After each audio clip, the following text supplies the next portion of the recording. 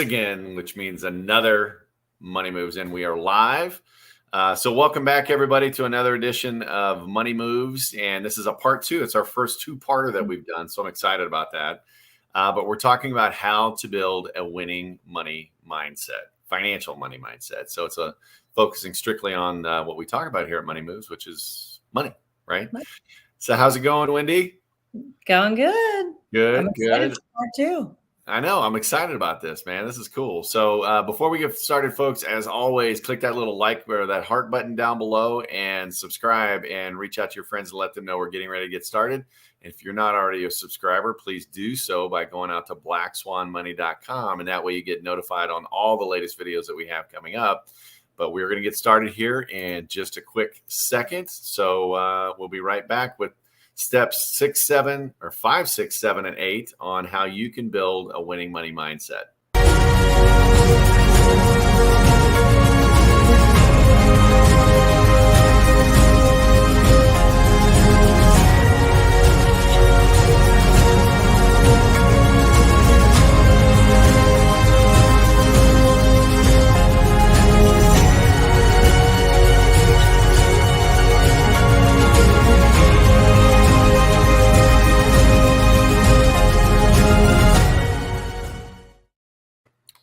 And we are ready to go. So, Wendy, I'm going to let you kick us off on this one. But, I love the fact that we're not only talking about steps you can take, but a lot of what wealthy people have or where people struggle with money is because they don't have the right mindset when it comes to their money or financial matters. And that's so important before you even begin a journey. I mean, it's like, going out to dinner or going out with friends. If you're in a great place mentally and you're excited about it, it's going to be a totally different experience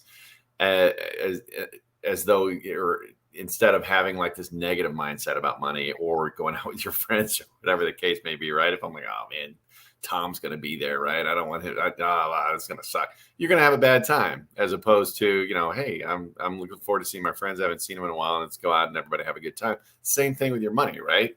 Right. Yep. Absolutely. I love it. Yeah. So we did. Are we going to recap did we already do that recap last week? No, but we can. Yeah, let's do that first. All right, then we'll cool. go into number 5, right? All right. So number 1 was practice gratitude, right? Number 2 was repeating those, daily affirmations. Repeat those daily affirmations. Do them every day, right? And financial, we're talking financial stuff. Number 3 is develop a money mantra. Number 4 is visualize that financial success. We talked about, I think we talked about going out and, test driving a car that you want or, things like that, doing a vision board, hanging next to your desk or somewhere where you can see it every day. So number 5 is practicing that mindful spending, Yeah. Pay attention to where your money goes. Yes. I mean, I don't know if y'all are like me, but I can go a weekend. Weekends are always when money goes out the window, right? But if you're not paying attention, the weekend, and especially with kids, it's like, oh, let's go grab a bite to eat. Oh, like a couple weeks ago, I took my son shoe shopping for prom. So we didn't do the traditional prom thing, like where he rents the tux. He wanted to create his own thing. Malachi has his own style. So but one of the things we were missing was a pair of shoes. So we go out shopping for shoes. And then I'm like, how quickly you can go $50, $60, $70, $50, right? And not pay attention and go, I just spent $300 today that I didn't intend on spending, right? Yeah. So I know for me, mindful spending and going, okay, what am I purchasing? Do I really need this? Do I really, right? And I think you've talked about this, right? Like sleep on it for a day. And then if you still it boils down to that want versus need, right? Yeah. And that mindful spending is, okay, do I need this or do I just want this?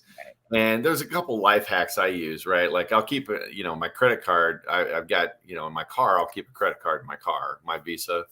And I don't have it in my wallet. Why? Because it's too easy to pull it out of my wallet. Okay. If I've got to walk back out to my car in the parking lot, it's like, do I really need that? Because I use my debit card for day-to-day purchases. But if I see something extra that I want, then it's like, okay, hey, I want it. let me get it. And it, boom, yeah, I'll just put it on a credit card. It's no big deal. Well, that stuff adds up. And then the next thing you know, you're in debt. And it's like, did I really need to spend that money? And most of the crap we have, I mean, let's be honest, is sitting in a closet somewhere that you haven't seen it, in umpteen months. So again, it's having that mindset of practice mindful spending. It's do I need it or do I want it? Mm-hmm. And sometimes the two line up. And I'm not saying you shouldn't reward yourself by any means, but again, if you're not where you should be on your financial journey, and ask yourself at this point in my life, at this age that I'm at, am I where I thought I would be financially? Mm-hmm. And if the answer is no, you need to have a mindset shift. And that's what we're talking about here, right? Yeah. Love it. So number 5 is that practicing that mindful spending. Number 6, and I love this one, is implement a money-free day. All right. Just go an entire 24-hour period without spending any money. I mean, that sounds like a challenge to me, the money challenge, right? Yeah. And it's that gauntlet that's thrown down. I mean, because we don't realize how much money we spend, just on the day-to-day. We hop on Amazon, you got your credit cards entered in, you just hit buy, and it's like, oh, I didn't have any money coming out of my wallet or anything like that. So it's like there was no pain there, right? Mm-hmm. Yep. So. Yeah, it's funny because I'm like, when you first said this, I'm like, I could go a day without spending money. Like, I feel like that's pretty easy. But then I was like, but I can't leave my house. I would have to stay in my house and not go anywhere. You can drive around because you've already filled the tank up, right, in your car. So you've already spent that money. So that didn't count against your money-free day, right? It's just new money going out that day. Yeah. I know it sounds easy, but. No, it is a challenge because you don't realize, like the really quick spends online. Yep. I know like my kids like to rent a movie on Amazon or whatever. And because we don't pay for cable. So I'm like, no big deal, right? Rent a movie. But yeah, going a whole day, 24 hours, that's a good challenge. I should do it. I think I'm going to, I've gone where, I'm going to go and not buy stuff for a day or a weekend. Actually, I'm not going to spend any want money over a weekend, but I still spend the need money. But to actually go a whole day, I'm like, I'm going to have to kind of revisit this and kind of walk my own talk. But I'm down. If you're down, I'm down. We'll pick a day and we'll do it. Maybe do that with the entire team too. That's a great idea to just kind of, hey, can you actually go an entire day without spending money? I mean, obviously you can. Yeah. But it's like, okay, how difficult is it? And that makes you aware of what you're really spending. Yeah. Every day, a cup of coffee here at Starbucks, right? I pop in and grab some lunch with a friend, and by the end of the day, you've probably spent $50 or $60. Yeah. It's like, whoa. And I'm sitting here going, I have to wait till after baseball season to do this. I spend money to get in the games, on concessions, on parking. Yeah, I know, right? That's what makes the world go round. But so implement a money-free day. Number 7, and I love this one too, is I don't know if you're into journaling or whatever, but you can actually create a money journal. Not that you're going to write about your feelings about it or things like that, but really kind of to keep track of what you spent. I know when I was a kid, they had those little notebooks, you can just put it in your pocket or whatever the case, but you can use notes on your phone. I don't know what the Android version of that is, but if you've got an iPhone, they've got the notes thing. Just as you spend money through the day, just kind of journal it down. I mean, yeah, no, I think that's good. I mean, it's like a food journal, right? They say when you're trying to diet, that if you just implement the practice of writing down what you eat, you will eat better. Yeah. Right. Because you're looking at it. Yeah. So it's like like we lie to ourselves, right? This is the whole mindset thing. We lie to ourselves. And when you write it down, when you're putting it in a journal, you have to face the truth. Well, and I think it really brings it to front of mind too, because especially with people going through drive-throughs and on both the food and the money stuff, right? It's one of those things that you don't really give it a second thought, and you just kind of do it and like, yeah, okay, but you start spending it, and brown bagging versus going out to eat every day at lunch, right? I see a lot of people that they'll work either out on like power lines or stuff like that, instead of like grandpa used to do, pack the old black thermos lunchbox. They'll just hit, a Wendy's or something like that. And you start looking at it. I mean, that's $10, $11 every time, every day. That's $50 a month or a week, excuse me, you multiply that out. That's a lot of money. That's $200, $250 a month that could be going to build wealth for you, for your family, but it's going right down the drain, literally, because you're eating it and whatever. And do you need to spend that, or could you do something, a cheaper alternative or things like that? And none of it's about being cheap, but it's about being in control of your money, right? And that money free day kind of like, okay, hey, it ties into it. And that money journal kind of ties into it as well, because you're keeping track of it and taking it a step further and actually creating the spending plan. And we've talked about that a number of times too. Mm-hmm. Yeah. Telling your money what to do. Right. And this is about, like, I heard somebody talk, I've been listening to a lot lately about just money mindset stuff. And I was listening to something the other day, like, we've heard this said, like, the love of money, right? Versus money. Money's not the root of all evil. The love of money is, right? But what is the love of money, right? And I feel like what I have internalized, it's like when money controls me, that's the problem, right? I need to be in control of the money. The money's a tool. But when we flip the authority, right, and the money starts to control our emotions and our actions and all of that, then we have an issue. And so I feel like too, like having a spending plan, telling your money what to do, it keeps you in control of what's happening instead of it. Well, and I want to go back to that, and I'm talking to the Christians out there right now. It's one of those things, and I used to, the way I got started in this whole business, I did volunteer work for a group called Crown Financial Ministries, crown.org, great organization. But they talk about that, and I've had conversations with Christians that I'm supposed to be poor. It says that in the Bible, give away everything you're supposed to be. That is not the truth. That you need to read the entire scripture on that. And, talking about, the meek shall inherit the earth and things like that. It's not talking about you need to be poor and quiet and sit in the corner and just take it. That's not what it's talking about at all. I mean, if you look at the blessings that, the Father wants to put on you, I mean, think of your own children. If you've got children, do you want them to be poor and miserable? No, not at all. But you also don't want them to be rich and greedy and like that's what their focus is, rather than focusing on, the helping others and things like that. Money's a tool. Right. Your Father in heaven wants you to be wealthy. Okay. Not overly rich where you're focused on this. And again, it goes back to what I said last week, to much is given, to those much is given, much is required. Much is required. Exactly. Right. Thank you. But it's no different. Your Father wants you to be wealthy, but where the line is crossed is when you start loving it. Right. And you start making it all about the money and things like that. And that's where, the spending plan, you can make sure you're tithing. Most people in America aren't tithing 10%. Most people aren't even tithing 5%. So wouldn't it be nice to be able to tithe the full 10%? Not that you're going to go brag about it, but just know you're doing what's commanded of you, right? Mm-hmm. But that spending plan, that money journal, that spending plan, all that is empowering you to see what's really going on out there. Mm-hmm. Okay.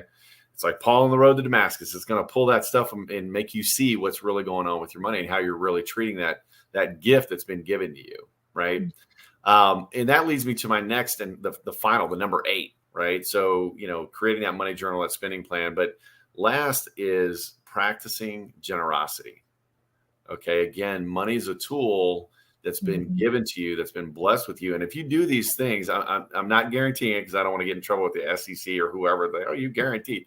So I'm just saying, if you practice these, you're gonna see a change, not only in your mindset, but what's happening around you. But you've got to be consistent. You can't do it for a week and then expect something to happen. But lastly, the whole point of this is to not build more cash for just you, right? It's to build wealth, and money's an amplifier. It's going to make a bad person even worse, or it's going to make a good person even better.